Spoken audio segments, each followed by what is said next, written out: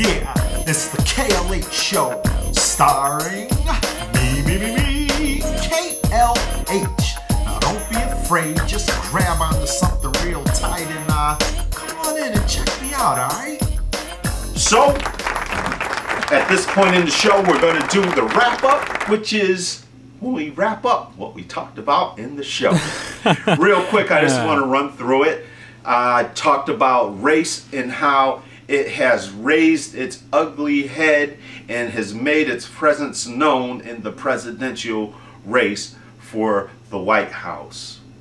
On the one hand, you have, and I don't know who started it first, but the first time I recall is when the Clintons started making a couple of comments about comparing Barack Obama to Jesse Jackson and saying, implying fairly directly that the only reason that he was winning or would win South Carolina was because he's black and there's a lot of black folks down there.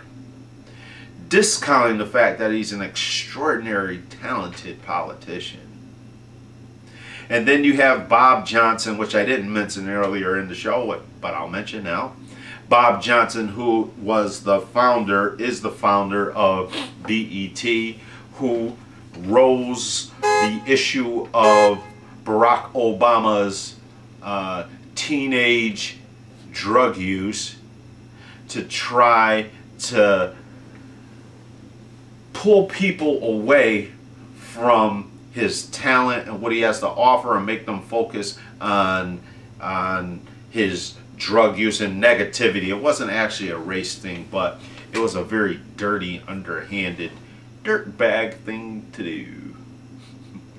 Then you have Geraldine Ferraro, who makes the idiotic statement that the only reason Barack Obama is where he is because he's black. If he was white or if he was a woman of any color, he wouldn't be where he is. He's lucky to be who he is. Now, I don't know what parallel universe Geraldine Ferraro lives in, but it has never been an advantage here in America to be a black man, unless you are a basketball player or a rapper. Outside of that, it's a hurdle you got to overcome. And Barack Obama is not where he is because he is a black man. He is where he is because he had so much skill and talent and vision and ambition to overcome the hurdle, the challenge of being a black man here in America. And I am not at all saying that it is a negative thing to be a black man, because I am very proud of my blackness, as every black person should be. But here in America, it's a challenge to be a black person. Geraldine Ferraro, I don't know if she is stupid, but she damn sure made a stupid statement. So how that reflects on who she is as a person, you can decide. Jeremiah Wright, Barack Obama's pastor, he's been in the news this past week. There's this going back and forth where your people said that, well, your people said this, yada, yada, yada, yada. It's a bunch of ridiculousness.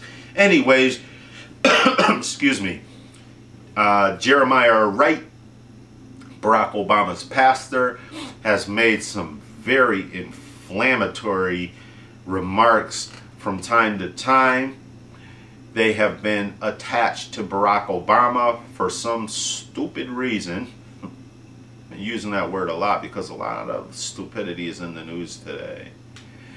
And they are saying, you know, raising the question whether Barack Obama believes these things and, you know, what he should do about his pastor and this and that.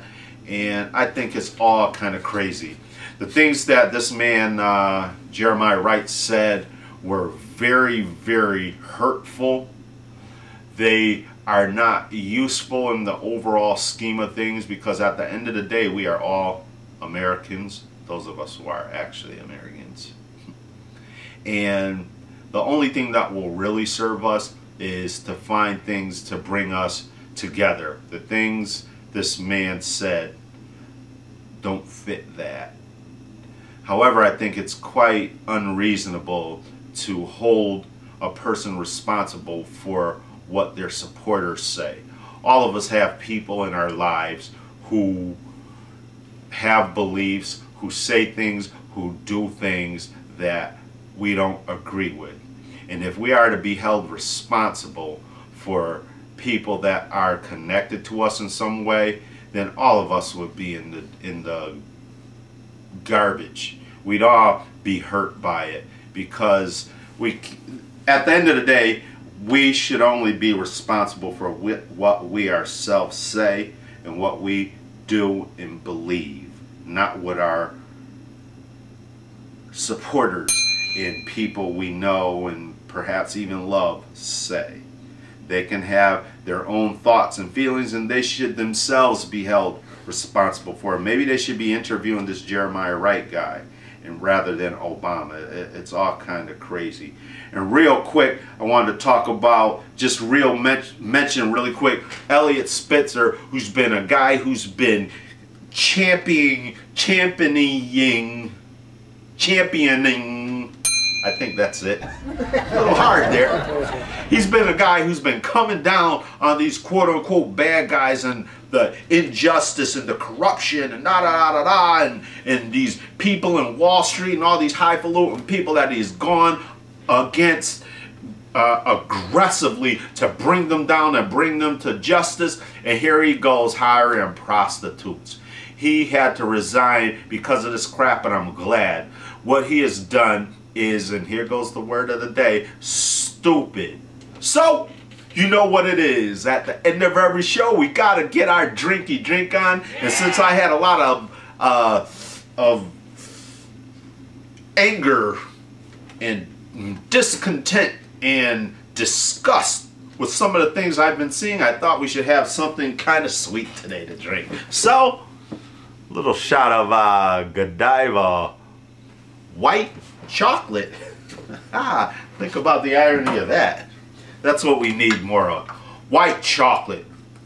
That should be the presidential drink of choice between the Democratic candidates for president.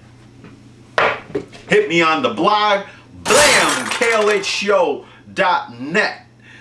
Hit me with your concerns, questions. Check the blog out. There's a link on there. Please go in there. Give me some comments. I've been getting some. I really appreciate it. You know what it is. May I live to be 100 years. May you live to be 100 years in a day. Thanks.